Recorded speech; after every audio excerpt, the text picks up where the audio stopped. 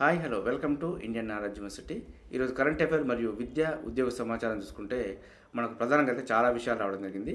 అదేవిధంగా మన ఛానల్ చూసిన వారైతే లైక్ చేయడం మాత్రం మర్చిపోద్దు. మీరు చేసే లైక్ వల్ల మరికొంతమంది విద్యార్థులకు ఈ వీడియో చేరే ప్రయత్నం జరుగుతుంది.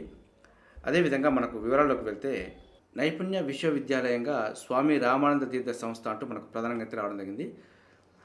యాదాద్రి భువనగిరి జిల్లా భూదాన్ పోచంపల్లి మండలం జబల్పూర్లోని స్వామి రామానంద తీర్థ గ్రామీణ సంస్థను నైపుణ్య విశ్వవిద్యాలయ యూనివర్సిటీగా మార్చాలని రాష్ట్ర ప్రభుత్వం భావిస్తుందంటూ మనకు ఇవ్వడం జరిగింది. రాష్ట్రంలో ఉపాధి కల్పన, పారిశ్రామిక అవసరాలకు అవసరమైన మానవ వనరులను తయారు చేసేందుకు గాను 9 ఉమ్మడి జిల్లాలతో పాటు కొడంగల్లో కలిపి 10 నైపుణ్య విశ్వవిద్యాలయాలను ఏర్పాటు చేయాలని రాష్ట్ర ప్రభుత్వం అయితే ఇప్పటికే నిర్ణయించింది. వీటిలో ఉపాధి ఆధారిత స్వల్పకాలిక, దీర్ఘకాలిక కోర్సులను ప్రవేశపెట్టాలని యోచిస్తుంది. దీనికోసం విద్యా పరిశ్రమలు, కార్మిక శాఖల కార్యదర్శితో ప్రత్యేక కమిటీ కూడా ఏర్పాటు చేయడం జరిగింది. ఇదైతే మనకు నైపుణ్య విశ్వవిద్యాలయంగా స్వామి రామానంద తీర్థ సంస్థ అయితే ఏర్పాటు కాబోతుందంటూ మనకు రావడం జరిగింది. ఇదైతే ఇప్పటికే మనకు యూనివర్సిటీ హోదా కూడా పొందడం జరిగింది. అదేవిధంగా మరో పాయింట్ తీసుకుంటే టీఎస్ఆర్జేసీ నోటిఫికేషన్ విడుదల అంటూ కూడా రావడం జరిగింది. సో మనకు దీనికి online applications, exam fee, test pattern, syllabus దీని గురించి పూర్తి సమాచారం అయితే మన ఛానల్లో వీడియో రూపంలో అందుబాటులో ఉంది. సో కావాల్సిన వాళ్ళు ఒకసారి అక్కడ చూసుకోవచ్చు.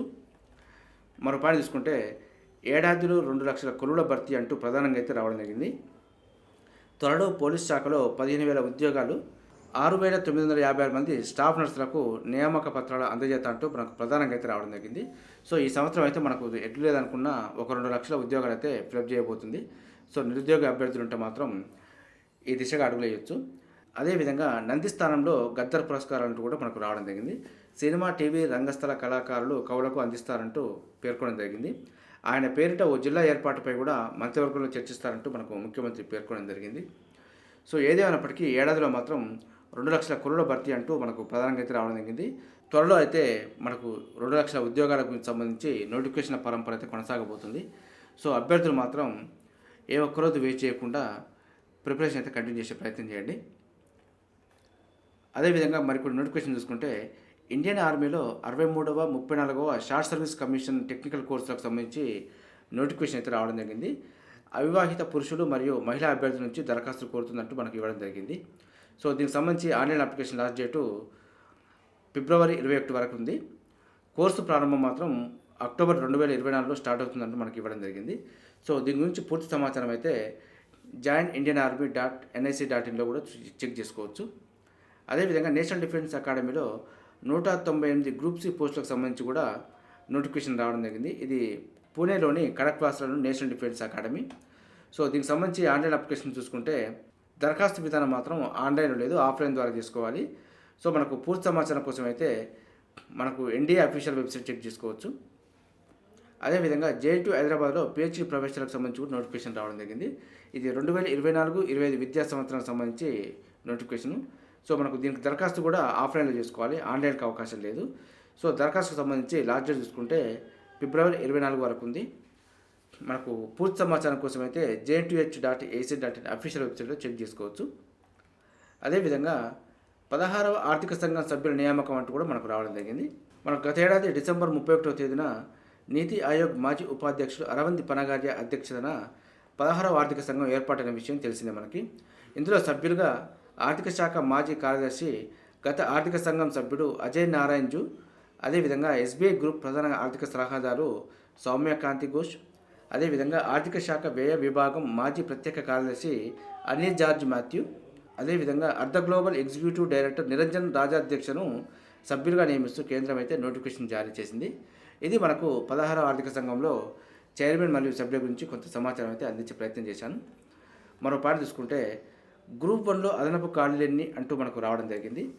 వివరాలు తీసుకుంటున్న ఆర్థిక శాఖ అంటూ కూడా ఇవ్వడం జరిగింది. ఇదైతే మనకు 2022లో జీవో నెంబర్ 26 కింద గతంలోనే గుర్తించిన 503 గ్రూప్ 1 ఉద్యోగాలకు అదనంగా ఖాళీల వివరాలు వెంటనే పంపించాలంటూ మనకు రావడం జరిగింది. సో మొత్తానికైతే మనకు కొన్ని పోస్టులతో అయితే కొత్త గ్రూప్ 1 నోటిఫికేషన్ అయితే రాబోతుంది. సో కొత్తగా గ్రూప్ 1 నోటిఫికేషన్ ఇస్తారా లేదంటే ఉన్న నోటిఫికేషన్కే అదనంగా కొన్ని యాడ్ చేసి మళ్ళీ దరఖాస్తుకు అవకాశం ఇస్తారనేది మనం చూడాలి. సో మొత్తానికైతే ప్రశ్నపత్రాల లీకేజీ అనంతరం గ్రూప్ 1 ఉద్యోగాల భర్తీ కోసం గతేడాది నిర్వహించిన ప్రిలిమినరీ పరీక్షపై సమాలోచనలు జరుగుతున్నాయి. సో రెండోసారి పరీక్ష నిర్వహిస్తారా, రద్దు చేస్తారా, మరి సుప్రీంకోర్టుకు ఆల్రెడీ వెళ్ళడం జరుగుతుంది కాబట్టి హైకోర్టు నిర్ణయం పైన ఏ విధమైన తీర్పు వస్తుంది, ఇవన్నీ సమాలోచనల మధ్యలో చాలా డిలే అయ్యే అవకాశం ఉంది. కాబట్టి రద్దు చేసి కొత్తగా నోటిఫికేషన్ ఇస్తారా లేదా అనేది మాత్రం కొంత అయితే వేచి చూడాల్సిన ధోరణి ఏర్పడింది. ఇది మనకు గ్రూప్ 1 సంబంధించి కొంత అప్డేట్ సమాచారం. అదేవిధంగా యుఏఈలో హిందూ ఆలయం అంటూ కూడా మనకు ప్రధానంగా రావడం జరిగింది.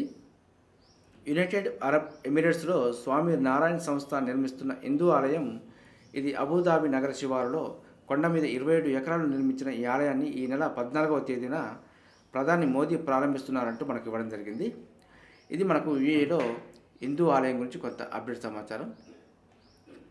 అదేవిధంగా ఎడ్యుకేషన్ సంబంధించి చూసుకుంటే కఠినంగా జేఈ మెయిన్ గణితం మరియు రసాయన శాస్త్రం అంటూ రావడం జరిగింది. నేటితో ముగిరిన పరీక్షలు 12న ఫలితాల వెల్లడి. మనకు జేఈ మెయిన్స్లో ఇప్పటి వరకు జరిగిన పేపర్ 1 పరీక్షలో బుధవారం జరిగిన మొదటి విడత గణితం కఠినంగా ఉంది అంటూ మనకు రావడం జరిగింది. సాధారణ విద్యార్థులు 25 ప్రశ్నలు 7 చేయడం కూడా కష్టమే అంటూ మనకు జేఈ నిపుణులు అయితే పేర్కొనడం జరుగుతుంది. ఇందులో రసాయన శాస్త్రానికి ప్రశ్నకు సంబంధించి చూసుకుంటే ఆ ప్రశ్నలకు కనీసం 50 నిమిషాల సమయం పడుతున్నట్టు మనకు జేఈ నిపుణులు అయితే పేర్కొనడం జరుగుతుంది. భౌతిక శాస్త్రం ప్రశ్నలు మాత్రం చాలా సులభంగా ఉన్నాయని చెప్పి మనకు పేర్కొనడం జరిగింది. ఇది జనవరి 27 నుంచి జరుగుతున్న జేఈ మెయిన్ పేపర్ 1 పరీక్షలు గురువారంతో ముగుస్తాయంటూ మనకు పేర్కొనడం జరిగింది. త్వరలోనే ప్రాథమిక కీ అంటూ కూడా ఇవ్వడం జరిగింది. 12వ తేదీన ఫలితాలు వెల్లడిస్తారంటూ మనకు పేర్కొనడం జరిగింది. మళ్ళీ ఏప్రిల్ 1 నుంచి 15వ తేదీ మధ్య చివరి విడత పరీక్షలు జరిగిన అనంతరం రెండింటిలో వచ్చిన ఉత్తమ స్కోర్ను పరిగణలోకి తీసుకొని ర్యాంకులు విడుదల చేస్తారంటూ మనకు ఇవ్వడం జరిగింది. ఏప్రిల్ పరీక్షలకు ఆధార్ కావాలనుకునే వారు ఫిబ్రవరి 2వ తేదీ నుంచి దరఖాస్తు చేసుకోవచ్చు అంటూ కూడా మనకు ఇవ్వడం జరిగింది. సో కాబట్టి మొదటి సెషన్ అయితే ఎవరైతే మంచిగా రాలేదనుకుంటున్నారో రెండో సెషన్ అయితే మనకు ఫిబ్రవరి నుంచి దరఖాస్తు చేసుకోవచ్చు. మొదటి సెషన్ రాయని వారు కూడా రెండో సెషన్కి అయితే రాసుకోవచ్చు. ఈ విషయాన్ని అయితే అభ్యర్థులు దృష్టిలో పెట్టుకోండి. అదేవిధంగా యూనివర్సిటీ ఆఫ్ హైదరాబాద్ నుంచి డిస్టెన్స్ ఎడ్యుకేషన్ సంబంధించి నోటిఫికేషన్ రావడం జరిగింది. సో మరింత సమాచారం కోసం అయితే మనకు distance education university of Hyderabad official website check చేసుకోవచ్చు. అదేవిధంగా ఐఐఎంసీకి డీమ్డ్ వర్సిటీ స్థాయి అంటూ కూడా రావడం జరిగింది. మనకి జర్నలిజం మాస్ కమ్యూనికేషన్ కోర్సులకు పేరొందిన Indian Institute of Mass Communication ఐఎంసీకి డీమ్డ్ యూనివర్సిటీ స్థాయిని కల్పించాలంటూ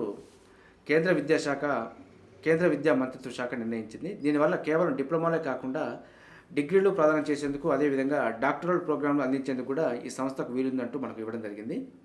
దీన్ని 1965లో ఏర్పాటు చేయడం జరిగిందంటూ మనకు ఇవ్వడం జరిగింది. ఇది మనకు ఐఐఎంసీకి డీమ్డ్ వర్సిటీ స్థాయి హోదా అంటూ ప్రధాన సమాచారం. అదేవిధంగా మలేషియా కొత్త రాజుగా సుల్తాన్ ఇబ్రహీం ఇస్కందర్ అంటూ కూడా రావడం జరిగింది. మలేషియా కొత్త రాజుగా 65 ఏళ్ల సుల్తాన్ ఇబ్రహీం ఇస్కందర్ బుధవారం ప్రమాణ స్వీకారం చేశారు. మలేషియాకు 17వ రాజుగా ప్రమాణం చేసిన ఇస్కందర్ దేశంలోని అత్యంత ధనవంతులు కూడా ఒకరంటూ మనకు పేర్కొనడం జరిగింది. ఇది మనకు మలేషియాకు సంబంధించి కొంత అప్డేట్ సమాచారం. కరెంట్ అఫైర్లో భాగంగా మరికొన్ని పాయింట్ చూసుకుంటే తూర్పు నౌకాదళానికి చెందిన విశాఖపట్నం నేవల్ డాక్యార్డ్లో ఇటీవల ఏ యుద్ధ నౌక సేవలను పునఃప్రారంభించారంటూ ఇవ్వడం జరిగింది. ఇదైతే మనకు ఐఎన్ఎస్ తర్ముగ్లి. మరో పాయింట్ చూసుకుంటే ఇండియన్ ప్రీమియర్ లీగ్ బ్రాండ్ విలువ ఇటీవల ఎన్ని బిలియన్ డాలర్ల బ్రాండ్ విలువను దాటి డెకాకార్న్ హోదాను దక్కించుకుంది అంటూ ఇవ్వడం జరిగింది. ఇదైతే 10 బిలియన్ డాలర్లు. అదేవిధంగా మధ్యప్రదేశ్ నూతన ముఖ్యమంత్రిగా 2023 డిసెంబర్ 11న ఎవరు ప్రమాణ స్వీకారం చేశారు? ఈయనైతే మోహన్ యాదవ్. అదేవిధంగా ప్రతిష్టాత్మక ఇందిరాగాంధీ శాంతి నిరాయుధీకరణ అభివృద్ధి పురస్కారం 2023 విజేత ఎవరు అంటూ రావడం జరిగింది. డేనియల్ బరెన్బోయిమ్ అర్జెంటీనా, అదేవిధంగా అలీ అబు అవ్వాద్ పాలస్తీనా, ఈ ఇద్దరికైతే రావడం జరిగింది. అదేవిధంగా మనం ఎడ్యుకేషన్ నోటిఫికేషన్ చూసుకుంటే నీట్ ఎండిఎస్ 2024 రిజిస్ట్రేషన్ ప్రారంభమైందంటూ ఇవ్వడం జరిగింది. చివరి తేదీ మాత్రం ఫిబ్రవరి 19 వరకు ఉంది. సో మనకు నీట్ ఎండిఎస్కి సంబంధించి అప్లై చేసుకునే వాళ్ళు ఉంటే అప్లై చేసుకోవచ్చు అంటూ మనకు ప్రధానంగా అయితే న్యూస్ రావడం జరిగింది. చూసారుగా, ఇది ఈరోజు సంబంధించి కరెంట్ అఫైర్ మరియు విద్యా ఉద్యోగ సమాచారం. ఇదే విధంగా ప్రతిరోజు మార్నింగ్ అయితే మన ఛానల్లో అందుబాటులో ఉంటుంది. వీటితో పాటు అడ్మిషన్ నోటిఫికేషన్స్ మరియు రిక్రూట్మెంట్ నోటిఫికేషన్ సంబంధించి కూడా ఎప్పటికప్పుడు అప్డేట్ సమాచారం అయితే మన ఛానల్లో అందుబాటులో ఉంటుంది. మన ఛానల్ని చూస్తున్న వారు సబ్స్క్రైబ్ చేసుకొని ఫాలో అవుతూ ఉండండి. ఈ వీడియో వస్తే లైక్ చేయండి, షేర్ చేయండి, సబ్స్క్రైబ్ చేసుకోవడం మాత్రం మర్చిపోద్దు. Have a nice day.